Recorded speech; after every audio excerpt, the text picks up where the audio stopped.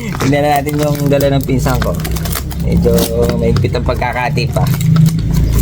Ay, nako. Yan, malambot yung kanyang karton. Kaya medyo alalay lang tayo. Ano kaya ito? Oops! Ang ganda ng kulay, oh. Parang ulap. Di ba? Babae pa ito. Yung kanyang ano dito, yung pattern niya dito. Ang ganda. Yung kanyang guhit-guhit. Ayun, oh. Ang gandang kulay na ito. Oh, ito. Makasing ko, maganda nga. Ayun, oh. Napakainit. Kahit saka magsusuot, talaga naman, summer na. Tapos hapon, uulan. Nako. So, ayan, gusto ko lang magpasalamat sa mga tropa pips natin na lagi sumusuporta sa atin dahil yung mga ibon natin, nakita nyo naman, oh, wala nang laman. May itlog pa dito. Basag na. So, ayan, wala nang laman yung mga ibon natin dito at hihintay na naman tayo ng pwedeng magbagsak. Siko, syempre, nagpapasalamat din ako sa mga tropa pips natin na laging nanonood din, syempre. Ngayon, tingnan ko lang yung, kasi yung pinsa ko nagdala.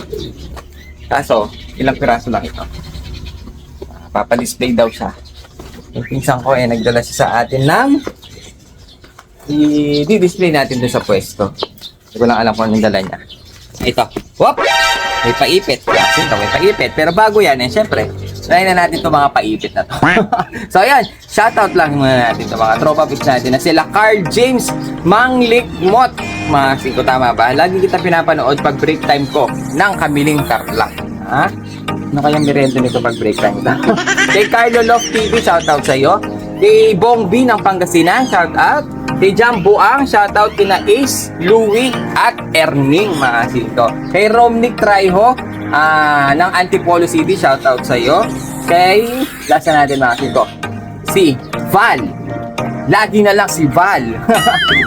Kay Val, shoutout sa iyo. Aliw talaga mga shoutout mo. Talaga? Talaga ba? Kasi ito mga kasing, ito, sasabihin ko na. Nag-start tayo ng shoutout mga kasing ko dahil nga naisipan ko lang. Kasi one time, nagdadrive kami ng sasakyan. Dun sa DJ na pinapakinggan namin sa radyo mga kasing ko, narinig ko yung pangalan ko. Na parang shoutout, hindi naman siya shoutout, parang bate, mga kasing ko. Yung pala, si Gobreya, kaklase niya yung DJ. Sinat niya, tapos yun, sinoutout kami. Parang nagulat ako. Sarap sa feeling. Kaya naisip ko na, gawin ko kaya sa mga videos natin. Para lahat ng mga nanonood sa atin, kasama sa video natin. Di ba? Ganun lang yon. So, ayan, tingnan na natin yung tingnan na natin yung dala ng pinsan ko. Medyo mahigpit ang pagkakati pa. Ay, nako. Yan, malambot yung kanyang karton. Kaya medyo alalay lang tayo.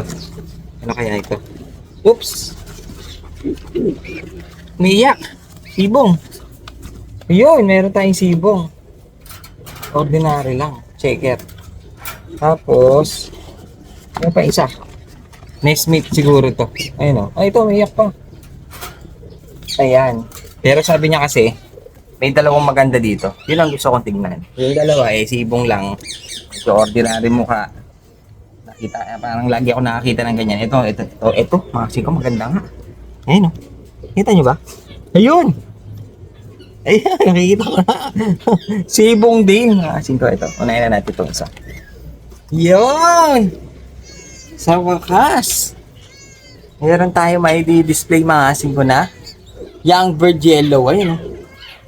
Ganda niya. Mga lalaki ito. Kasi nakikita ko na yung mga spotted niya, oh. Bata pa lang. Sure cock ito. Medyo malaki. Yellow. Oh. Lagyan na natin dyan. Ganda, oh. Umiiyak pa sila. Ito naman yung kanyang nestmate.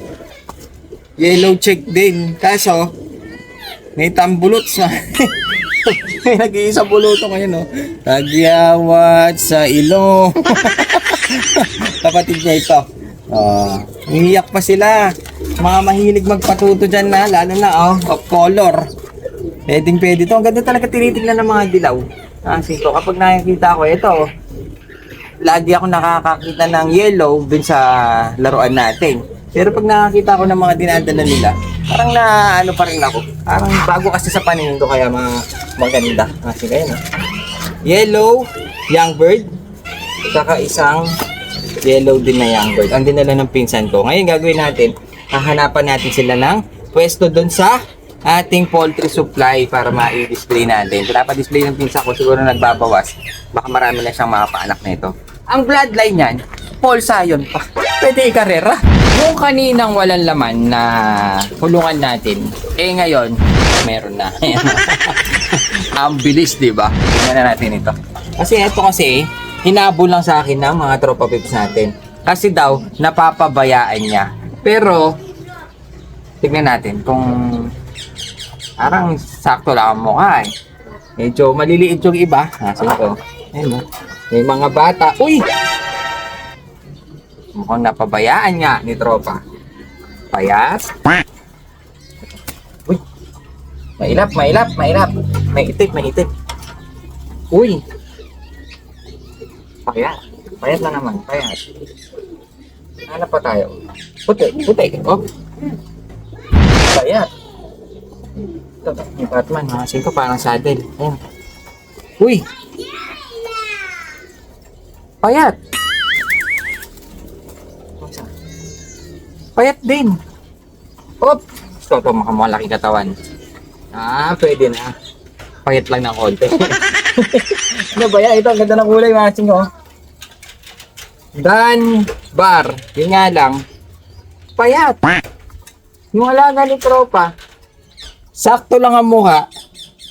Payat lang. Talagang mukhang napabayaan niya ni tropa ito. Ito namang isa, itong isa. Tingnan pa natin yung ito. Ang maganda blue check. Kasi ko yan, oh. Mukhang hen.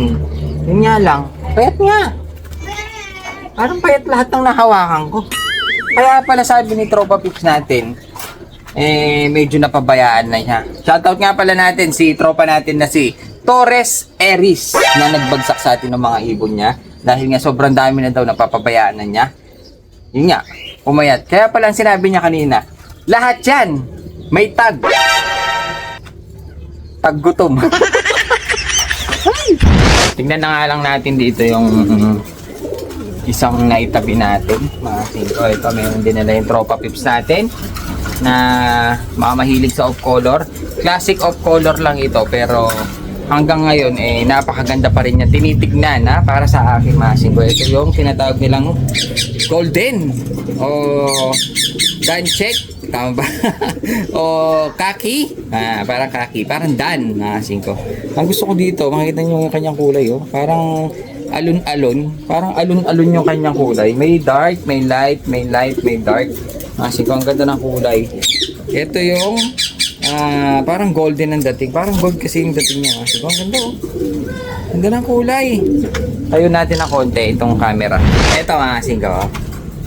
Mga classic na ano na to parang classic na off color.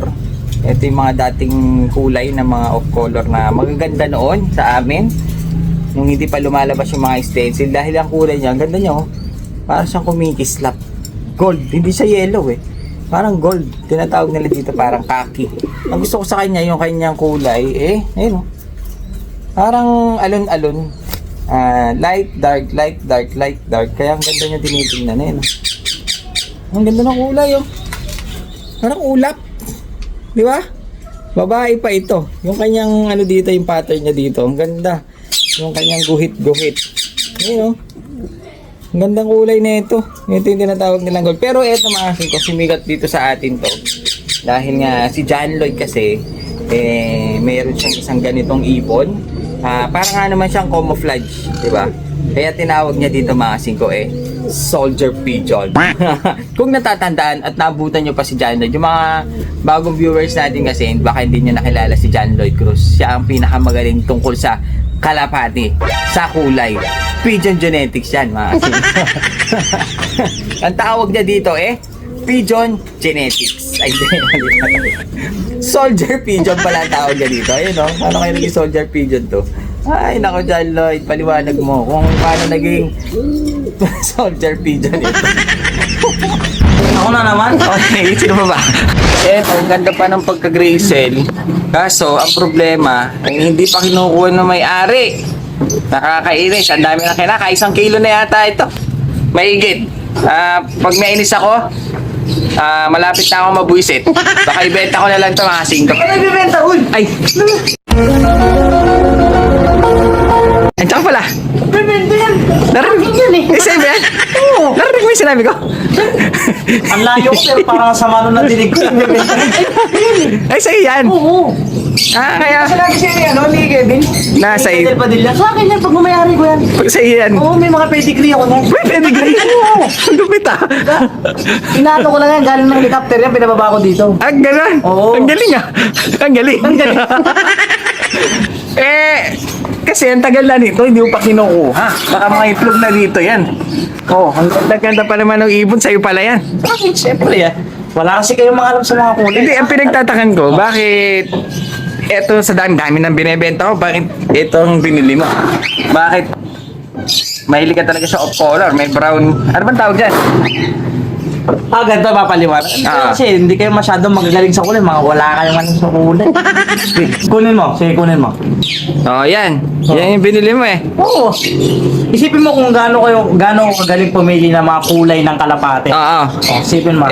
Brown lang yan eh. Ha? Brown. Sino sabi sa'yo? Yan yung kulay brown. Brown lang sa inyo to. Brown yan eh. Kayo talagang mga Pilipino, hindi kayo talagang marunong pumili ng kulay. Ba't sa Kali ba may tawag dyan sa kulay na yan? Oo. Ang tawag dito. Ang ganda reaction mo. Ulit ka. Ang ganda reaction mo. Ang tawag dito, soldier pigeon. Soldier pigeon? Oo. May ganun ba? Sa amin kasi yun, soldier pigeon. Sa amin sa Cali. Kasi Pero dito- sa Pilipinas kasi, ang Brown. tawag dito- Yan, brown. Hindi. Ay, meron doon. Hindi, Iba. mas malalim. Ano? Camouflage. Camouflage. Yun ang tawag nila dito. Tignan mo nga. Oh. Ano mo? Kung ganun, rare pala yan. Ako pa. O de, babawiin ko na yung 70 mo. Pwede. Ano ba yan? Di ba, brown yan. Brown to. Camouflage. Camouflage. Camouflage. Soldier pigeon ang tawag. Soldier. O, di meron ka ng camouflage. Soldier pigeon. Oo. Wala? Fly away. Sky.